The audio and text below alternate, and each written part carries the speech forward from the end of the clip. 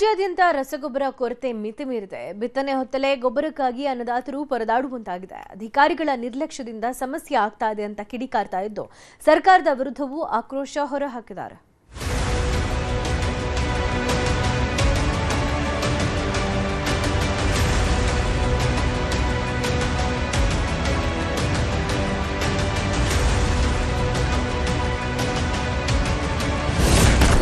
ರಸಗೊಬ್ಬರಕ್ಕಾಗಿ ನಿಲ್ಲದ ರೈತರ ಪರದಾಟ, ಕಿಲೋಮೀಟರ್ ಗಟ್ಟಲೆ ಕ್ಯೂ ನಿಂತು ಒದ್ದಾಟ.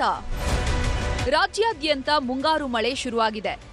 ಜಿಲ್ಲೆಯಲ್ಲೂ ಅನ್ನದಾತರು ಬಿತ್ತನೆಗೆ ತುದಿಗಾಲಲ್ಲಿ ಕಾದು ನಿಂತಿದ್ದಾರೆ.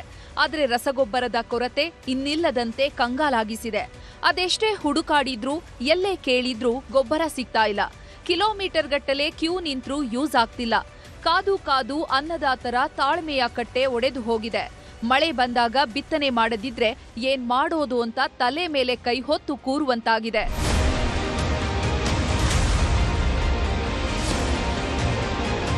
ಗದಗ ಜಿಲ್ಲೆಯಲ್ಲಿ ಕೃಷಿ ಚಟುವಟಿಕೆಗಳು ಗರಿಗೆದರಿವೆ.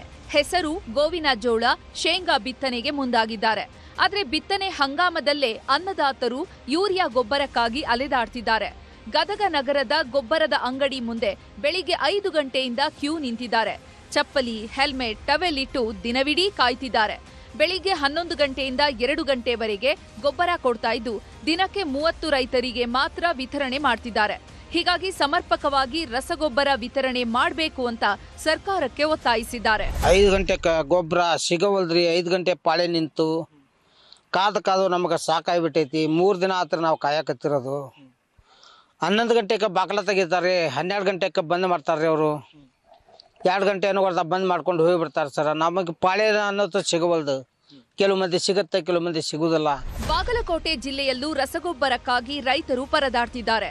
ಯೂರಿಯಾ ಮತ್ತು ಡಿಎಪಿ ಖರೀದಿಗೆ ಮುಗಿಬೀಳ್ತಿದ್ದಾರೆ. ಆದ್ರೆ ಕೃಷಿ ಇಲಾಖೆ ಮಾಹಿತಿ ಪ್ರಕಾರ ದಾಸ್ತಾನು ಇದೆಯಂತೆ. ಆದ್ರೆ ಗೊಬ್ಬರ ಕೊರತೆ ಎದುರಾಗಿದೆ. ಗೋದಾಮಿನಲ್ಲಿ ಗೊಬ್ಬರ ಇದ್ರೂ ಮಾರಾಟಗಾರರು ಕೊಡ್ತಿಲ್ಲ ಅನ್ನುವಂಥ ಅನುಮಾನ ಶುರುವಾಗಿದೆ. ಕೆಲವೆಡೆ ಡಿಎಪಿ ನೋ ಸ್ಟಾಕ್, ಕೆಲವೆಡೆ ಸ್ಟಾಕ್ ಇದ್ರೂ ಲಿಂಕ್ ಕಡ್ಡಾಯ ಮಾಡಿದ್ದು ರೈತರು ಸಂಕಷ್ಟಕ್ಕೆ ಸಿಲುಕಿದ್ದಾರೆ. ಜಿಲ್ಲೆಗೆ ಈಗ ಜೂನ್ ಎಂಡ್ವರೆಗೆ ಸುಮಾರು 57,000 ಮೆಟ್ರಿಕ್ ಟನ್ ನಮಗೆ ರಸಗೊಬ್ಬರ ಬೇಕಾಗಿದೆ. ಈಗ ನಮ್ಮಲ್ಲಿ ರಸಗೊಬ್ಬರ ಸಾಕಷ್ಟು ಸ್ಟಾಕ್ ಇದೆ. ಆದರೆ ಈಗ ನಮ್ಮಲ್ಲಿ ಏನಾಗಿದೆ, ಈ ನಮ್ಮ ವೆಸ್ಟ್ ಏಷ್ಯಾ ಕ್ರೈಸಿಸ್ ಅಂದ್ರೆ ಯುದ್ಧ ಪರಿಣಾಮವಾಗಿ ಸಪ್ಲೈನಲ್ಲಿ ಸ್ವಲ್ಪ ತೊಂದರೆ ಆಗ್ತದೆ. ರಾಯಚೂರು ಜಿಲ್ಲೆಯಲ್ಲೂ ರಸಗೊಬ್ಬರದ ಕೊರತೆಯ ಆತಂಕ ಮನೆ ಮಾಡಿದೆ. ಒಂದ್ ಕಡೆ ಸರಿಯಾಗಿ ಗೊಬ್ಬರ ಸಿಗ್ತಾ ಇಲ್ಲ, ಮತ್ತೊಂದ್ ಕಡೆ ಬೆಲೆ ಏರಿಕೆಗೆ ಕಂಗಾಲಾಗಿದ್ದಾರೆ. ಅಧಿಕಾರಿಗಳ ನಿರ್ಲಕ್ಷ್ಯದಿಂದ ಇಷ್ಟೆಲ್ಲ ಸಮಸ್ಯೆ ಆಗ್ತಾ ಇದೆ ಅಂತ ಕಿಡಿಕಾರಿದ್ದಾರೆ. ಅಧಿಕಾರಿಗಳು ಕೊರತೆ ಇಲ್ಲ ಅಂತ ಹೇಳೋದು ಸಂಪೂರ್ಣ ಸುಳ್ಳು. ಹೀಗೆ ಮುಂದುವರೆದ್ರೆ ಮುಂದಿನ ದಿನಗಳಲ್ಲಿ ಹೋರಾಟ ಮಾಡಿ ತಕ್ಕ ಉತ್ತರ ಕೊಡ್ತೀವಿ ಅಂತ ಆಕ್ರೋಶ ಹೊರಹಾಕಿದ್ದಾರೆ. ಇವ್ರೇನ್ ಹೇಳ್ತಾರೆ, ಇಲ್ಲ 1 ತಿಂಗಳಿಗೆ 1 ಚೀಲ ಯೂರಿಯಾ ಕೊಡೋದು ಇದು ಸಮಂಜಸವಾದದ್ದಲ್ಲ. ನಾವು ರೈತರು ಸುಮ್ಮನೆ ಕೂಡಲ್ಲ. ನಾವು ಬೀದಿಗೆ ಬರ್ತೀವಿ, ನಮ್ಮ ಹಕ್ಕನ್ನು ನಾವು ಕೇಳ್ತೀವಿ. ನಾವು ಮುಂದಿನ ದಿನಮಾನಗಳಲ್ಲಿ ದಿಟ್ಟತನದ ಹೋರಾಟ ಮಾಡ್ತೀವಿ. ಗೊಬ್ಬರ ಸಿಗೋಲ್ತು. ಗೊಬ್ಬರ ಹೈಯೆಸ್ಟ್ ರೇಟ್ ಆಗಿಬಿಟ್ಟೈತೆ. ರೈತರಿಗೆ ಭಾಳ ತೊಂದರೆಯಲ್ಲಿದೆ ರೈತರು. ಈಗಾಗಲೇ ಮಳೆ ಇಲ್ಲ, ಏನಿಲ್ಲ. 2,000, 3,000, 2,500, 2,500, 2,1800 ಹಿಂಗೆ ಗೊಬ್ಬರ ಆದದಕ್ಕೆ ರೈತರಿಗೆ ಭಾಳ ತೊಂದರೆಯಲ್ಲಿದ್ದಾರೆ. ಕೊಪ್ಪಳದಲ್ಲಿ ಈ ಬಾರಿ ಮಳೆ ಕೊರತೆ ಇದೆ. ಈ ಮಧ್ಯೆ ಅನ್ನದಾತರಿಗೆ ರಸಗೊಬ್ಬರದ ಸಮಸ್ಯೆ ಕಂಗೆಡುವಂತೆ ಮಾಡಿದೆ. ಡಿಎಪಿ ಹಾಗೂ ಯೂರಿಯಾಗಾಗಿ ಪರದಾಡ್ತಿದ್ದಾರೆ. ಈ ಬಾರಿ ಡಿಎಪಿ ಹಾಗೂ ಯೂರಿಯಾ ಕೊರತೆಯಾಗಲಿದೆ. ಹೀಗಾಗಿ ಪರ್ಯಾಯ ಗೊಬ್ಬರ ಬಳಸಲು ಜಿಲ್ಲಾಡಳಿತ ಸೂಚನೆ ಕೊಟ್ಟಿದೆ. ಒಟ್ಟಾರೆ ಅನ್ನದಾತರಿಗೆ ಒಂದ್ ಕಡೆ ಮಳೆ ಕೈಕೊಡ್ತಿದ್ರೆ ಮತ್ತೊಂದ್ ಕಡೆ ರಸಗೊಬ್ಬರ ಸಿಗ್ತಿಲ್ಲ. ಹೀಗಾಗಿ ಬದುಕು ಕಷ್ಟ ಆಗುತ್ತೆ ಅನ್ನೋದು ರೈತರ ಅಳಲು.